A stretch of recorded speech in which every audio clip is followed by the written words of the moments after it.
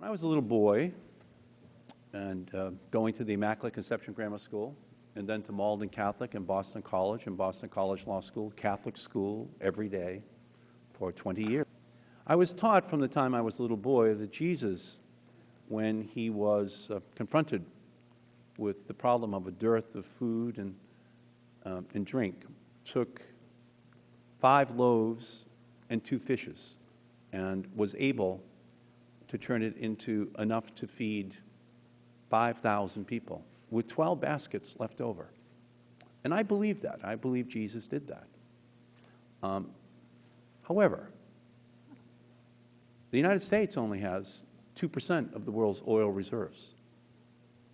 And we consume 25% of the world's oil on a daily basis. And there's nothing, there's no theological free market belief, there's no geological reassessment that can change the amount of oil that is under the soil of the United States of America. It's 2%.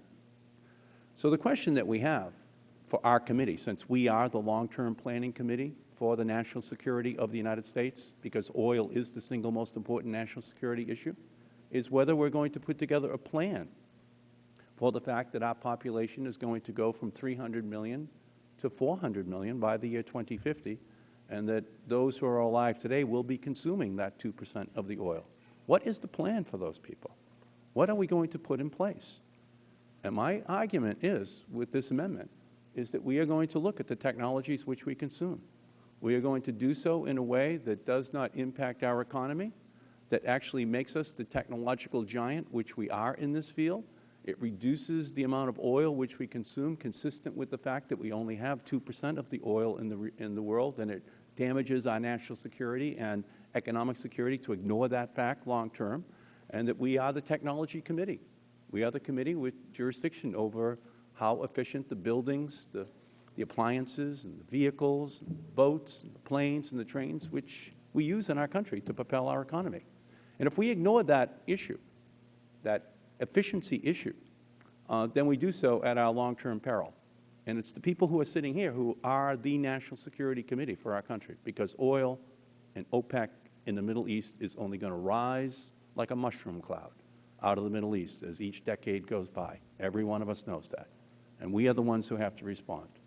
There is no theology here. It's geology that we're talking about. We only have 2% of the world's oil. Are we going to have a plan? And if we are going to have a plan, it has to be tied to how efficient the vehicles are that we drive in the long run. We can do more drilling in the short run, but in the end, we're putting straws in to find the remaining 2% of the world's oil reserves that we control. In the long run, we need a plan. And this committee, as it's presently debating this issue, is ignoring that reality. And I think we do so at our long-term national security and economic peril.